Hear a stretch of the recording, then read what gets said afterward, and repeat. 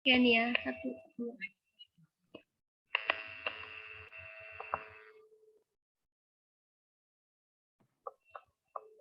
Buka Alif, Pak izin. Siapa Alif kah? Oke, Assalamualaikum warahmatullahi wabarakatuh. Di sini kami dari kelompok 10 akan menjelaskan mengenai materi malnutrisi. Sebelumnya, perkenalkan, nama saya Alifia Donti Hakamase. Kemudian ada 3 rekan saya, yaitu ada Nabila Putri Denisa, kemudian ada Regina Marsha Alvareta, dan juga Saida Linaili Rahma. Oke, boleh di next. Yang pertama adalah pengertian malnutrisi. Nah, malnutrisi ini merupakan suatu keadaan di mana tubuh mengalami gangguan dalam penggunaan zat gizi untuk pertumbuhan, perkembangan, dan aktivitas. Malnutrisi ini dapat disebabkan oleh kurangnya asupan makanan, kemudian adanya gangguan terhadap absorpsi, pencernaan, dan penggunaan zat gizi di dalam tubuh. Nah, selain itu, malnutrisi juga bisa disebabkan apabila asupan kalori yang berlebih dari kebutuhan harian dan menyebabkan penyimpangan energi dalam bentuk bertambahnya jaringan adiposa atau jaringan lemak. Jadi malnutrisi ini bisa disebabkan oleh kekurangan nutrisi atau juga kelebihan nutrisi. Kemudian yang kedua ada klasifikasi malnutrisi. Nah, masalah nutrisi yang dapat terjadi antara lain yang pertama, kurangnya energi protein yang akan menyebabkan penyakit kwashiorkor, kemudian marasmus dan marasmi kwashiorkor. Yang kedua ada malnutrisi vitamin. Di sini kami akan membahas malnutrisi vitamin A. Kemudian yang ketiga ada malnutrisi mineral yang terdiri dari malnutrisi atau kekurangan zat besi dan kekurangan yodium. Kemudian yang terakhir adalah obesitas. Selanjutnya akan dilanjutkan oleh rekan saya.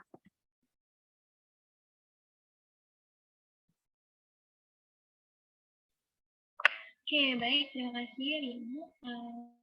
Saya ingin melanjutkan juga presentasi mengenai yang pertama ini ada kurang energi protein. Boleh langsung di next.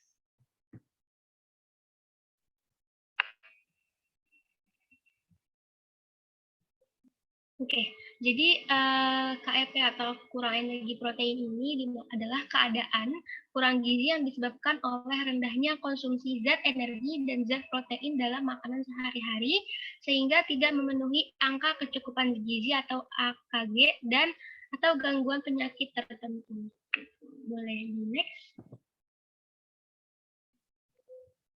Nah, di sini penyebab dari kurangnya energi protein itu ada 2. Yang pertama asupan gizi dan yang kedua ada penyakit infeksi. Nah, untuk asupan gizi sendiri ini maksudnya apa? Maksudnya adalah penyebabnya dikarenakan oleh defisiensi atau kekurangan kalori maupun protein seperti itu. Sedangkan untuk penyebab kedua gitu dari adanya kurangnya energi protein itu bisa disebabkan oleh penyakit infeksi atau penyakit tertentu gitu ya. Di sini terdapat kwashiorkor dan marasmus. Mungkin boleh di next.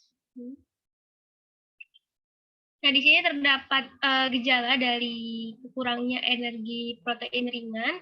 Yang pertama, pertumbuhan terganggu atau terhenti. Kemudian kenaikan berat badan berkurang atau terhenti. Dan ukuran lingkar lengan atau lingkar lengan atas itu juga menurun atau berkurang. Kemudian fungsi tulang juga terhambat dan biasanya disertai dengan anemia ringan. Dan ini juga gejalanya gitu ya, pada biasanya orang tersebut akan kekurangan konsentrasi dan biasanya pun disertai kelainan kulit dan rambut.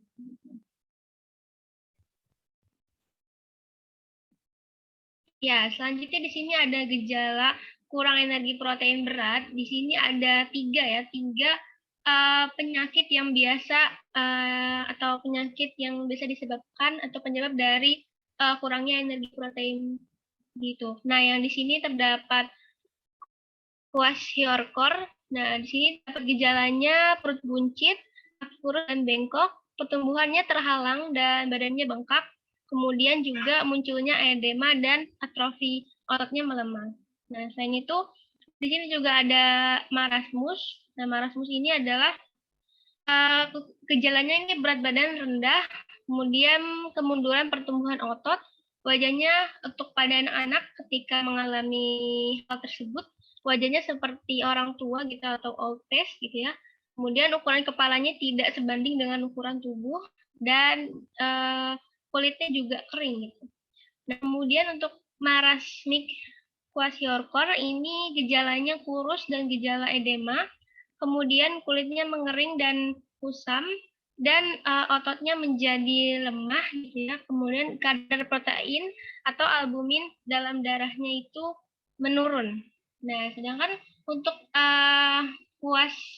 kwashiorkor ini itu apa sih? Nah, kwashiorkor ini adalah ibaratnya malnutrisi yang diproduksi oleh jumlah protein dalam diet yang sangat tidak memadai. Jadi perbedaannya dia adalah kondisi atau kekurangan asupan protein, sedangkan untuk marasmus itu kekurangan ini ya, kekurangan energi dan protein, sedangkan untuk marasmic kwashiorkor itu keduanya. Boleh next. Ini ada beberapa pengobatannya, penerapan pola makan sehat, mencukupi kebutuhan cairan dan minuman, kemudian pemberian nutrisi dan konsumsi multivitamin serta obat tertentu. Selanjutnya akan saya serahkan ke rekan saya. Yang kedua ada KFA atau defisiensi atau kurang vitamin A. Nah, defisiensi atau kurang vitamin A ini disebabkan karena kurangnya pemasukan vitamin A yang dapat diketahui dengan adanya rabun senja dan kerusakan pada kornea mata. Atau juga bisa kelainan sistemik yang mempengaruhi jaringan epitel dari organ-organ seluruh tubuh, termasuk paru-paru, usus, kemudian mata, dan organ lainnya. Nah, KFA ini merupakan salah satu defisiensi zat gizi yang penting untuk segera ditangani karena yang pertama dapat menyebabkan kebutaan, yang kedua juga dapat meningkatkan resiko infeksi dan kematian. Nah, pada kebanyakan kasus, anak yang mengalami KFA juga mengalami KEP atau yang sudah dijelaskan oleh teman saya tadi, dan defisiensi zat gizi lainnya. Nah, berikut adalah piramid source of vitamin A. Yang pertama, atau sumber dari vitamin A itu sendiri yang terdiri dari grains, kemudian atau kacang-kacangan, vegetable atau sayuran, kemudian fruits atau buah-buahan, oils atau minyak, kemudian juga ada susu, dan di sini juga ada daging dan kacang-kacangan. Penyebab dari KFA yang pertama adalah konsumsi dari makanan sehari-harinya kurang mengandung vitamin A, kemudian kurang juga protein dan kurang juga lemak. Terus yang kedua adalah penyerapan makanan tidak optimal karena adanya investasi cacing atau diare. Yang ketiga adanya penyakit ISPA, campak dan diare. Dan yang terakhir adalah tidak meminum kapsul vitamin A bagi bayi dan balita.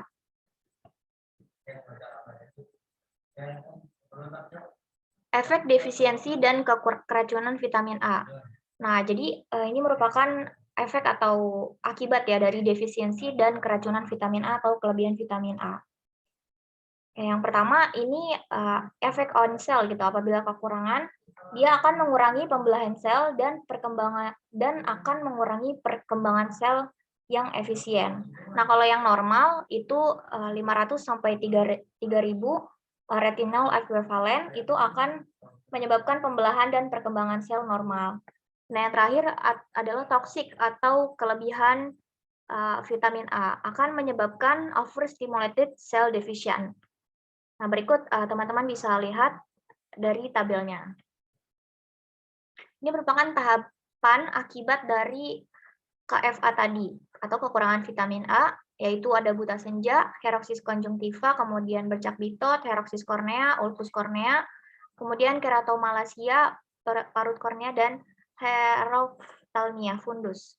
Ini merupakan ilustrasi atau visual dari akibat kekurangan vitamin A pada mata. Teman-teman bisa perhatikan pada mata sehat, pada mata yang terkena buta senja, kemudian dan lain sebagainya.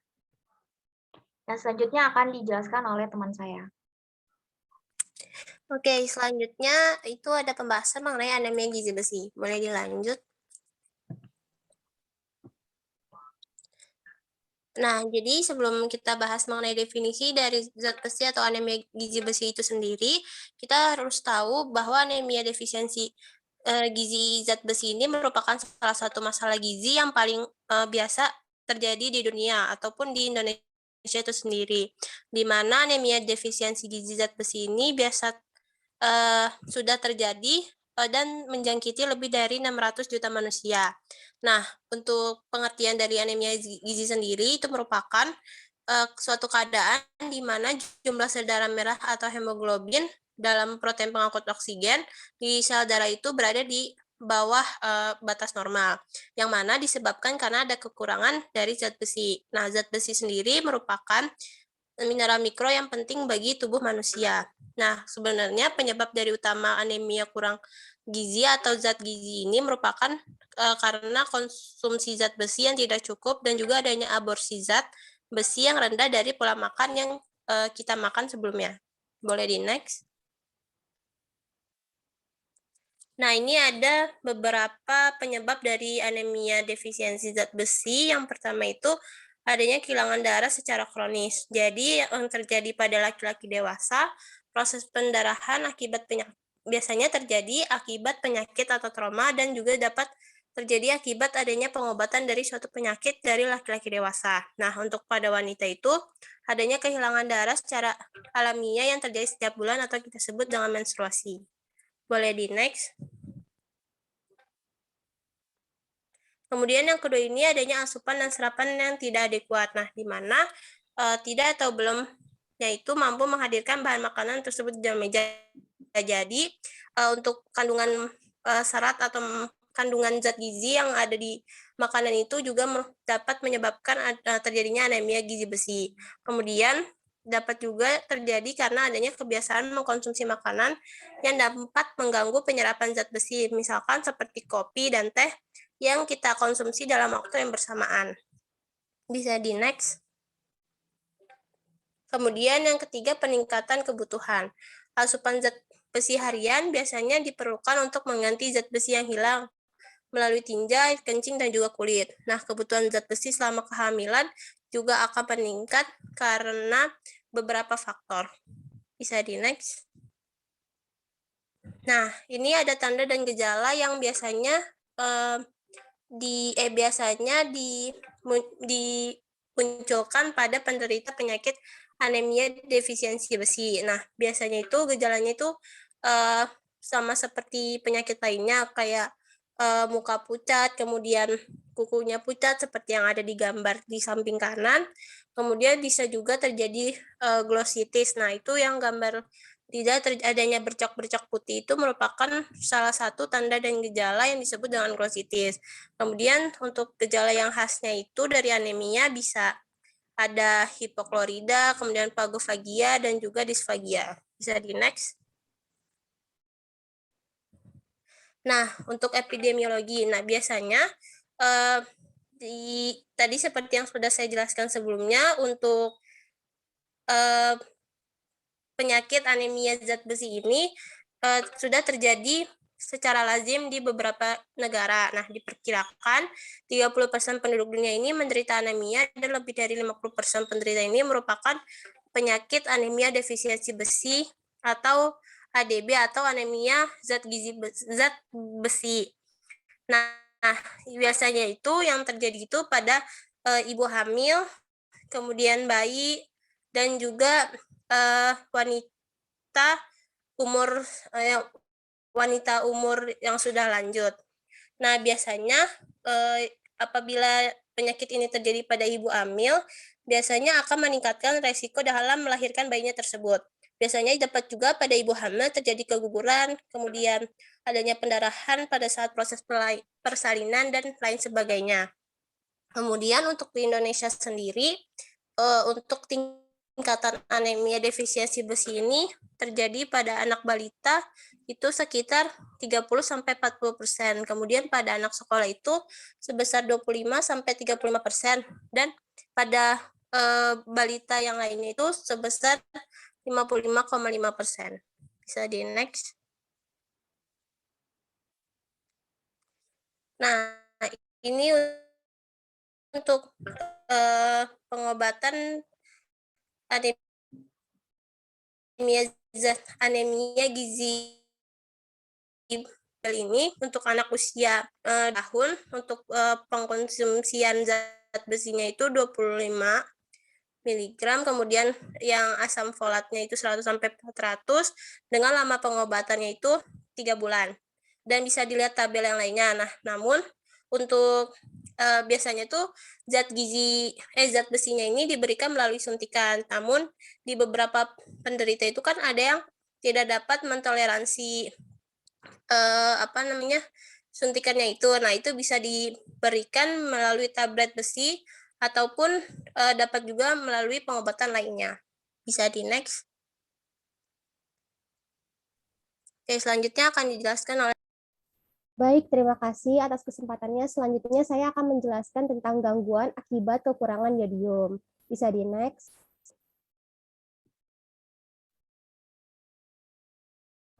Nah, di sini yang pertama ada definisi dari GAKI. Nah, GAKI ini adalah penyakit yang diakibatkan dari kekurangan yodium pada pertumbuhan dan perkembangan manusia yang dapat dicegah dengan pemberian unsur yodium itu sendiri. Di next aja. Nah, di sini ada faktor-faktor terjadinya GAKI. Nah, faktor yang menyebabkan terjadinya GAKI antara lain yaitu yang pertama kurangnya asupan yodium dalam tubuh. Jadi kurangnya asupan yodium dalam tubuh ini menurut Michael J. dalam buku Public Health Nutrition menyebutkan bahwa asupan yodium dikategorikan menjadi 4, yaitu pada bayi usia 0 sampai 59 bulan harus sebanyak 90 mikrogram per hari. Terus anak sekolah usia 6 sampai 12 tahun itu sebanyak 120 mikrogram per hari. Terus anak-anak lebih dari 12 tahun dan orang dewasa harus 150 mikrogram per hari. Serta ibu hamil dan menyusui harus 200 mikrogram per hari. Terus yang kedua ada faktor lingkungan. Faktor lingkungan ini bisa mempengaruhi juga karena biasanya di daerah-daerah yang kumuh dan miskin. Terus juga yang ketiga ada faktor sosial budaya, yaitu kurangnya pengetahuan mengenai penyakit gondok, lalu wawasan yang minim dan pola makan yang tidak sehat. Nah, yang keempat ada faktor genetik. Jadi berdasarkan hasil studi menyatakan bahwa ternyata penyakit gondok ini beresiko dapat diturunkan kepada keturunannya sebanyak 2 kali lebih besar. Next aja. Nah, di sini ada pemeriksaan dari penyakit GAKI. Jadi penyakit gondok ini dapat diperiksa dengan cara menentukan ukuran tiroid melalui palpalasi atau cobaan atau perabaan. Jadi diraba di daerah leher. Terus juga ukuran kelenjar tiroid ini dapat dipilah menjadi salah satu dari beberapa, jadi ada derajatnya itu. Yang pertama ada derajat 0, yaitu kelenjar tiroid tidak teraba. Terus yang keduanya ada derajat 1, yaitu di mana kelenjar tiroid mulai membesar namun belum bisa dilihat dalam posisi leher normal. Terus ada derajat 2, pembesaran pada bagian leher terlihat ketika posisi normal dan terus membesar. Dan derajat ketiga yaitu kelenjar gondok cukup besar terlihat pada jarak lebih dari 6 cm. Next aja. Nah, di sini ada penanggulangan GAKI. Jadi ada programnya gitu. Programnya itu adalah dalam masyarakat dilakukan dengan program pendekatan jangka pendek dan jangka panjang. Nah, program jangka pendek itu meliputi distribusi kapsul yodial dengan sasaran kelompok rawan di daerah endemik, sedang, dan berat, sedangkan untuk program jangka panjang meliputi yodisasi, garam, promosi penganekaragaman pangan, dan menu seimbang penurunan konsumsi pangan goitogenik. Terus juga selain itu, GAKI dapat dicegah dan disembuhkan dengan pemberian suplemen yodium secara adekuat dan kontinu. Next. Selanjutnya akan dijelaskan oleh rekan saya.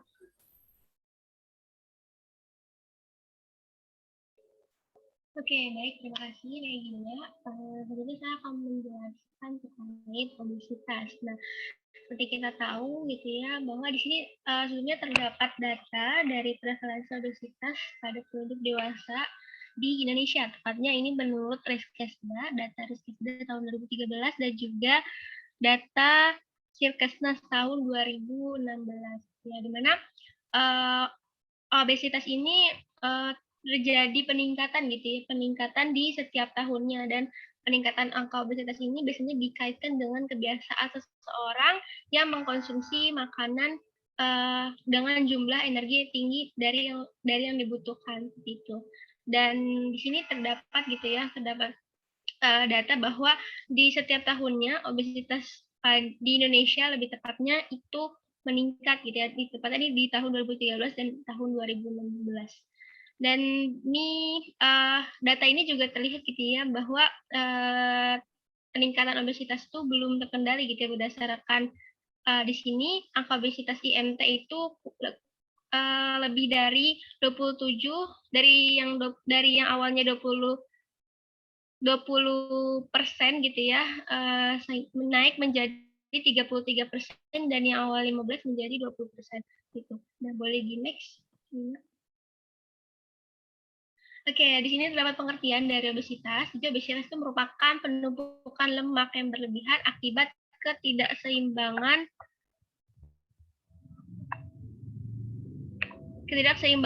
asupan energi dengan energi yang digunakan dalam waktu yang lama.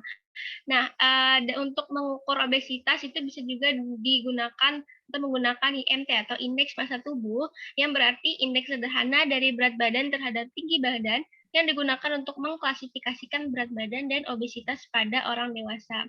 Oke, boleh di next.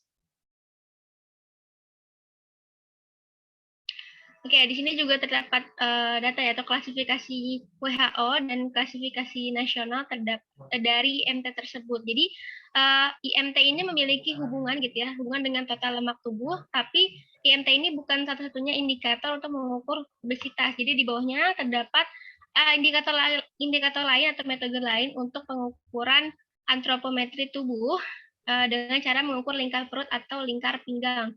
Ini menurut IDF atau International Diabetes Federation. Untuk di sini terdapat kriteria untuk ukuran lingkar pinggang berdasarkan etnis. Boleh di next. Oke, di sini juga terdapat penyebab dari obesitas. Yang pertama faktor genetik. Jadi bila salah satu ada orang tuanya yang mengalami obesitas, maka peluang anak-anak tersebut untuk mengalami obesitas itu sebesar 40-50%, dan bila kedua orang tuanya menderita obesitas, maka peluang faktor keturunannya itu bisa 70-80%. Nah, kemudian di faktor lingkungan ya, yang pertama ada pola makan ya. Pola makan ini jadi jumlah asupan energi yang berlebih ini bisa menyebabkan kelebihan berat badan dan juga obesitas. Nah, jadi jenis makanan dengan kepadatan energi yang tinggi seperti tinggi lemak, gula, serta kurang serat itu menyebabkan ketidakseimbangan energi. Kemudian yang kedua ada pola aktivitas fisik, ini masuknya ke faktor lingkungan. Jadi pola aktivitas fisik ini atau kurang gerak gitu ya, maksudnya menyebabkan energi yang dikeluarkan tidak maksimal sehingga meningkatkan risiko diabetes. Dan yang ketiga di sini ada faktor obat dan hormonal. Obat-obatan jenis steroid yang sering digunakan dalam jangka waktu yang lama untuk terapi asma misalnya atau osteoartritis dan alergi itu juga bisa menyebabkan nafsu makan yang meningkat sehingga meningkatkan risiko diabetes. Untuk hormonal ini berperan dalam kejadian diabetes juga seperti hormon leptin, gliserin, tiroid, insulin dan lainnya. Boleh di next. Oke, di sini juga terdapat dampak obesitas. Yang pertama dampak metabolik. Jadi untuk dampak metabolik ini maksudnya apa? Peningkatan trigliserida dan tekanan darah serta penurunan kolesterol. Jadi keadaan ini disebut juga dengan sindrom metabolik ya. Nah, untuk dampaknya ini lebih ke dampak terhadap penyakit lainnya. Itu bisa menyebabkan perburukan asma, osteoartritis lutut dan pinggang, kemudian pembentukan batu empedu, dan juga di sini ada sleep apnea atau henti nafas saat tidur, dan juga bisa menyebabkan nyeri pinggang. Oke, boleh di next. Oke, di sini terdapat pencegahan dari obesitas ya. Yang pertama tentunya mengkonsumsi sayuran dan buah, kemudian tidak merokok dan minum beralkohol, kemudian tingkatkan konsumsi karbohidrat kompleks dan batasi konsumsi karbohidrat sederhana seperti gula, batasi konsumsi gorengan dan lemak trans atau seperti margarin ya. Dan untuk makan dijadwalkan secara teratur dengan porsi yang sedikit tapi lebih sering dengan pola makan pagi, siang, dan malam. Gitu. Biasakan makan dengan model piring makan teh, yaitu setengah piring makan berisi sayuran, setengah piring nasi dibagi lagi menjadi 2 bagian, dan seperempat bagian berisi nasi dan seperempat bagian lagi berisi lauk. Gitu. Kemudian hindari konsumsi minuman ringan dan bersoda, batasi jumlah konsumsi jus buah gitu ya. Kemudian melakukan aktivitas fisik atau olahraga secara baik, benar dan teratur. Kemudian aktif gitu ya, bergabung dengan komunitas yang sama gitu, komunitas peduli obesitas misalnya, dan saling menguatkan satu sama lain, saling menguatkan antar penderita obesitas, seperti itu. Kemudian berpikir positif dan mengenali emosi makan, dan buat target terukur untuk aktivitas fisik, dan yang terakhir bisa juga timbang berat badan dan ukur lingkar pinggang secara teratur. Oke, boleh di next. Oke, baik. Di sini adalah daftar pustaka yang kelompok kami gunakan untuk presentasi kali ini. Oke, boleh di next.